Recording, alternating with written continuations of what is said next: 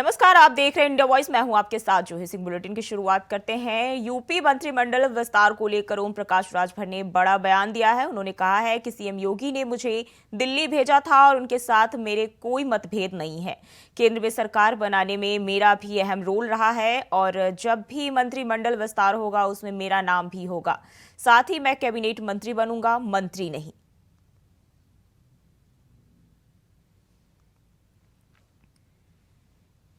और ईडी के अधिकारी राशन वितरण मामले की जांच को लेकर बंगाल में टीएमसी नेता शेख शाहजहां के उत्तर 24 परगना जिला उनके आवास पर छापा मारने पहुंचे थे। इस दौरान अधिकारियों पर हमला कर दिया और उनके वाहनों में तोड़फोड़ की गई। आरोप लगाया जा रहा है कि ऐसा शाहजहां के समर्थकों ने किया है। अब इस पर सियासत हो रही है। बंगाल के उत्तर 24 परगना में राशन घोटाले की जांच करने टीएमसी नेता के घर गई ईडी की टीम पर हुए हमले के बाद बंगाल के राज्यपाल ने चीफ सेक्रेटरी को बुलाया है।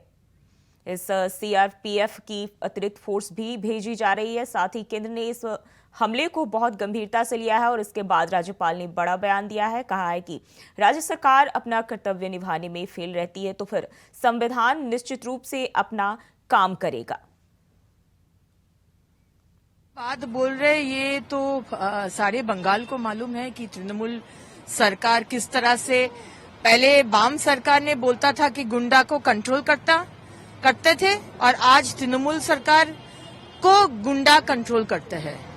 आज संदेश खाली में जो घटना हुआ है वो निंदाजनक है और जो भाजपा जो बंगाल के लोग हर मोमेंट बोलते आ रहे कि बंगाल में लॉ एंड ऑर्डर सिचुएशन खत्म हो गया है, संविधान डेमोक्रेसी खत्म कर दिया गया है। कौन किया है? ये ममता सरकार, ये ममता बनर्जी। आज फिर से वो प्रमाण हो गया। कोई भी निरपेक्ष तदंतकारी केंद्रीय संस्था कोई भी राज्य पर जाते हैं और वो भी महामान्य उच्च अदालत के निर्देशानुसार, और जब उनके ऊपर अटैक होते हैं इससे बड़ी निंदा का विषय हो ही नहीं सकता है। और हम ये भी कहते हैं कि जब सिर्फ ये एक केंद्रीय निरपेक्ष एजेंसी के ऊपर ही अटैक नहीं बल्कि ये पूरी संविधान के ऊपर अटैक है, पूरा जो महामान्य उच्च अदालत की निर्देश है उसका ऊपर अटैक है और उसके साथ साथ फेडरल स्ट्रक्चर का ऊपर अटैक है। और मैं ये कहना चाहूंगा कि बंगाल में ऐसी घटना, ऐसी हादसा बार बार हो रहा है और क्यों हो रहा है इसको भी हम लोग ये भी खोज करेंगे।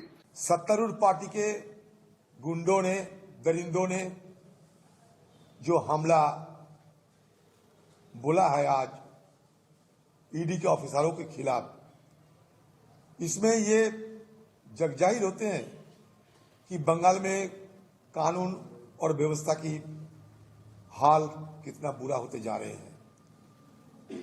मैं तो ये कहना चाहते हैं कि अगर ईडी इतना इडियट कब से हुआ पता नहीं, उनको सारे फौजों को साथ में लेकर चलना चाहिए। बंगाल में जो हो रहा है, रोज कहीं ना कहीं तृणमूल का किसी लीडर को डिस्टर्ब करने के लिए, हैरास करने के लिए, नेगेटिव न्यूज करने के लिए भाजपा का इंस्ट्रक्शन पर ये एजेंसी वालों और सेंट्रल फोर्सेस वहां पर जा रहा है और इलाका में प्रोवोकेशन दे रहा है। ऐसा एलिगेशन हमारा पास आ रहा है। संदेशखाली में भी वही हुआ। अब देखिए, शुभेंदु अधिकारी सीबीआई एफआईआर नेम्ड, बीजेपी जिसको चोर बोला था, उसका घर में कोई रेड नहीं। अच्छा, पश्चिम बंगाल का हम लोग जो वातावरण दिखा, अभी ये पश्चिम बंगाल का ममता बनर्जी के टाइम में अभी ये फ्यूचर है हम लोगों के लिए। पूरा पश्चिम बंगाल में जो 10 करोड़ जनता है उसका भी फ्यूचर ऐसे ही है जो हम लोग आज देखा है नॉर्थ 24 परगना में। और ये लोग इतना करप्शन करेंगे और करप्शन के बाद जब इंक्वायरी करने के लिए सेंट्रल आधिकारिक जाएंगे, ईडी सीबीआई जाएंगे, तो उसको छुपाने के लिए, उसको दबाने के लिए आधिकारिक के ऊपर अटैक हो रहा है। हमारे ऊपर तो अटैक होता है, गाड़ी तोड़ते हैं, सब कुछ करते हैं। हम लोग पॉलिटिकल काम करते हैं, दूसरा पॉलिटिकल पार्टी से है, लेकिन अभी जो इंक्वायरी कर रहे हैं उसके ऊपर भी ये सब चल रहा है। गाड़ी तोड़ दिया, किसी का सर फटा दिया। देखिए, इन सब के अगेंस्ट में कंप्लेन है और करप्शन के चार्जेस है, तो स्वाभाविक है इनके ऊपर तो ईडी का कार्रवाई होगा, क्वाइट ऑब्वियस है।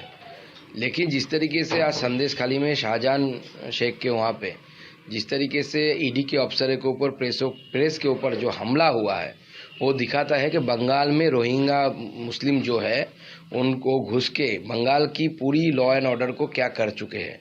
और ये जो ईडी के साथ हो रहा है, ये सिर्फ ईडी के साथ नहीं हो रहा है, ये अपना बंगालियों का फ्यूचर दिखा रहा है। बंगालियों के साथ भी ऐसे आगे आने वाले समय में होने वाला है। और सोमालिया के पास अगवा किए गए कारोबारी जहाज पर भारतीय नौसेना के कमांडो उतर गए। नौसेना की जांबाजी की बदौलत जहाज पर सवार सभी 15 भारतीयों सहित 21 लोगों को गढ़ से सुरक्षित बाहर निकाल लिया गया। इससे पहले नौसेना ने एमवी लीला नॉरफोक के अपहरण के बाद उसका पता लगाने के लिए एक युद्धपोत समुद्री गश्ती विमान P-8I और लंबी दूरी के प्रीडेटर MQ-9B ड्रोन को तैनात कर दिया था।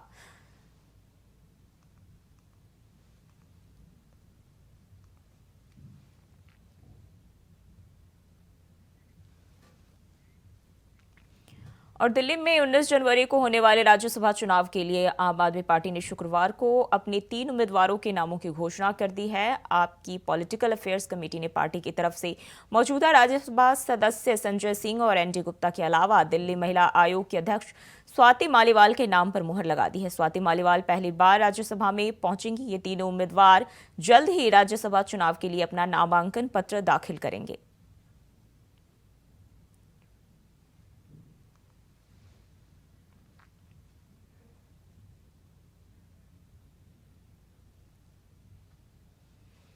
और आपने राज्यसभा के लिए जो उतारे 3 उम्मीदवारों का ऐलान किया है, उनके नाम है स्वाति मालीवाल, संजय सिंह, एनडी गुप्ता।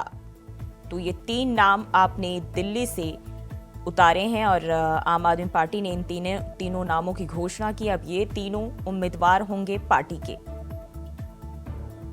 तो एनडी गुप्ता, संजय सिंह और स्वाति मालीवाल के नाम पार्टी की तरफ से घोषणा किए गए हैं। जल्द ही राज्यसभा के लिए ये तीनों नामांकन पत्र दाखिल करेंगे। उत्तर प्रदेश में इंडिया गठबंधन में सीट शेयरिंग को लेकर कांग्रेस और सपा में कसरत की शुरुआत हो चुकी है, जहां कांग्रेस 2009 के फॉर्मूले पर इस बार भी सीटों के बंटवारे की योजना बना रही है और कम से कम 25 सीटों पर दावेदारी की बात सामने आ रही है। वैसे राज्य नेतृत्व का कहना है कि 30 से कम सीटों पर बात नहीं की जाएगी, मगर देखना यह है कि बातचीत की शुरुआत से ही नरम पड़ती कांग्रेस को आखिर सपा कितनी सीटों पर समेटती है। ये रिपोर्ट देखिए। 2009 का फॉर्मूला, 25 सीटों पर दावा। यूपी में सीट बंटवारे को लेकर क्या बनेगी बात? सपा से शुरू हुई कांग्रेस की बातचीत। फॉर्मूला तैयार, क्या बनेगी बात? लोकसभा चुनाव अब कुछ ही महीने दूर है और विपक्षी खेमे में सीट शेयरिंग को लेकर मंथन का दौर तेज हो गया है। सबकी नजरें उत्तर प्रदेश पर है।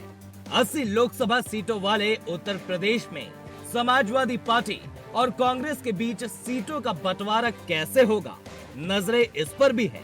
पहले ऐसी खबरें थी कि यूपी कांग्रेस सूबे की 40 सीटों पर चुनाव लड़ने के लिए दावेदारी कर रही है, लेकिन पार्टी के तेवर अब कुछ नरम पड़ते नजर आ रहे हैं।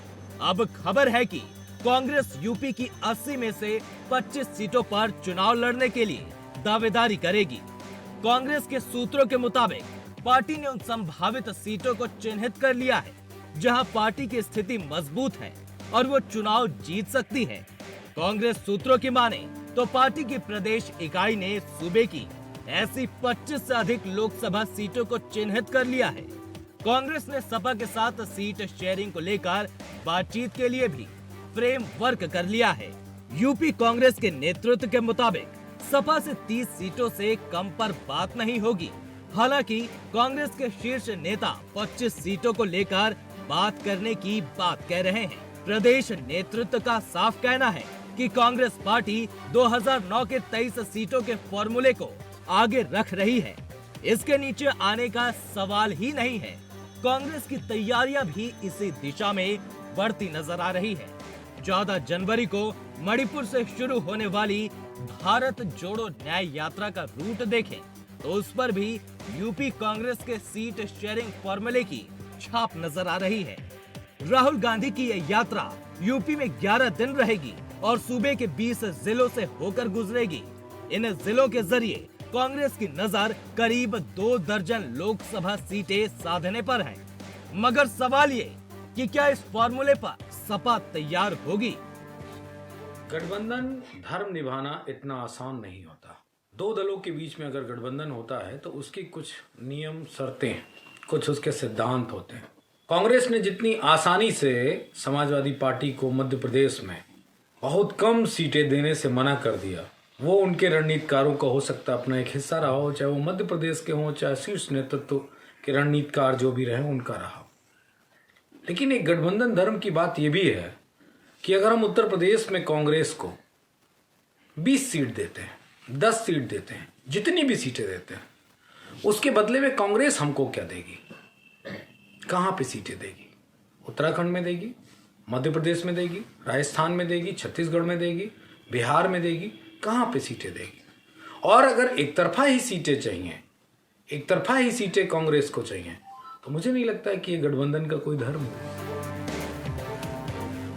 वैसे तो चर्चा ये भी है कि यूपी में सीट शेयरिंग को लेकर कांग्रेस के यूपी प्रभारी अविनाश पांडे और सपा महासचिव राम गोपाल यादव के बीच बातचीत भी हुई है। बताया जा रहा है कि जल्द ही औपचारिक बातचीत भी शुरू हो जाएगी।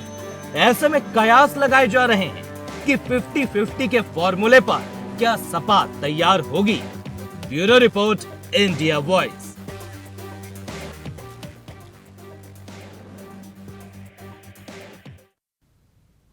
और राज्य में नगर निकाय चुनाव का रास्ता साफ हो रहा है। झारखंड हाईकोर्ट ने गुरुवार को सरकार को 3 हफ्ते में चुनाव की अधिसूचना जारी करने का निर्देश दिया है। अब इस मुद्दे को लेकर सियासत हो रही है। बीजेपी सरकार की मंशा को लेकर सवाल उठा रहे हैं और सियासी वार कर रही हैं। ये रिपोर्ट देखिए। झारखंड में जल्द होंगे नगर निगम के चुनाव। हाईकोर्ट का आदेश, 3 हफ्ते में तारीख बताए सरकार। अब तक क्यों नहीं हुए थे इलेक्शन? तो झारखंड में नगर निगम के चुनाव कराने का रास्ता अब साफ हो गया है। झारखंड हाई कोर्ट ने राज्य में नगर निगम निकाय चुनाव को लेकर जल्द ही करवाने का आदेश दे दिया है। न्यायाधीश आनंद सेन की कोर्ट ने पूर्व पार्षद रोशनी की ओर से दायर याचिका को स्वीकार कर लिया है। कोर्ट ने राज्य सरकार को निर्देश दिया है कि 3 हफ्ते में झारखंड में निकाय चुनाव की अधिसूचना को जारी किया जाए। कोर्ट ने आदेश के प्रति राज्य के मुख्य सचिव, नगर विकास सचिव और इसके साथ साथ राज्य निर्वाचन आयोग को जल्द ही फैक्स के जरिए सूचित करने का निर्देश भी दिया है। कोर्ट ने अपने आदेश में निकाय चुनाव नहीं कराने को संवैधानिक तंत्र की विफलता बताया है।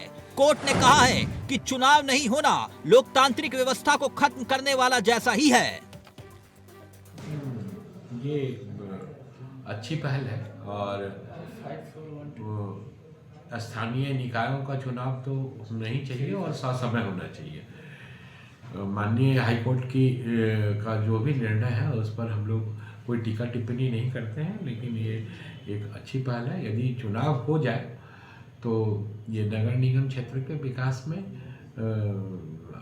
और भी ज़्यादा सहयोग ही करेगा और इसका परिणाम सुखद ही होगा। आपको बता दें कि नगर निकाय का कार्यकाल अप्रैल 2023 में खत्म होना था। इसके लिए 16 नवंबर 2023 से चुनाव प्रक्रिया शुरू करने की घोषणा भी की गई थी, लेकिन बाद में राज्य सरकार ने ट्रिपल टेस्ट कराने के बाद चुनाव कराने की बात कही। इसके लिए सुप्रीम कोर्ट के आदेश का हवाला दिया गया। सरकार के इस आदेश के खिलाफ रांची नगर निगम के कुछ पार्षदों ने याचिका दायर की और अदालत से कहा कि सरकार ट्रिपल टेस्ट के नाम पर चुनाव लटका रही है और सुप्रीम कोर्ट के आदेश की अधूरी व्याख्या की जा रही है। कोर्ट के इस आदेश और फैसले को लेकर अब सियासत भी हो रही है। कोर्ट की सख्ती के बाद बीजेपी हेमंत सरकार की नीति और नीयत पर सवाल उठा रही है, ये कहते हुए कि सरकार का चुनाव को लटकाने का इरादा, भटकाने का इरादा अब विफल साबित हुआ। चुनाव न कराने की सोच पर कोर्ट ने निर्देश दिया है। ऐसे में अब सरकार हर हाल में चुनावी अखाड़े में अब कूदेगी ही कूदेगी। हाईकोर्ट का जो ये आया है कि होना चाहिए तो होना तो जरूर चाहिए, लेकिन जिस चीज़ के लिए स्थगित थी, जो ओबीसी का जो मांग था कि आरक्षण होना चाहिए, अगर वो ना हो तो सिर्फ आदेश हो जाए तो फिर ओबीसी के लिए तो ये गलत बात है। और जो अभी ट्रिपल टेस्ट का जो बात हो रहा है, सरकार को चाहिए कि उसी आरक्षण के साथ इसको लागू करे, नगर मतलब निकाय का चुनाव, ताकि सभी को सेटिस्फाई हो। और ऐसे नगर निकाय का न चुनाव होने के कारण तो नगर में अव्यवस्था काफ़ी बढ़ गई है, क्योंकि साफ सफाई से लेकर हर एक काम अभी बंद पड़ा हुआ, कोई कार्य मतलब नियमित रूप से कुछ हो नहीं रहा है।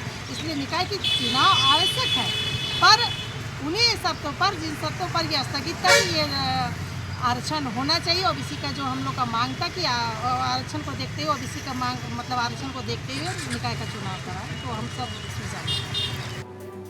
यानी साफ है कि अब राज्य में जल्द निकाय का चुनाव करवाया जाएगा। ऐसे में सियासत की पिच पर इस मुकाबले की गूंज सूबे की सियासत पर क्या असर डालेगी, ये देखना दिलचस्प होगा। Bureau report, India voice, Ranchi.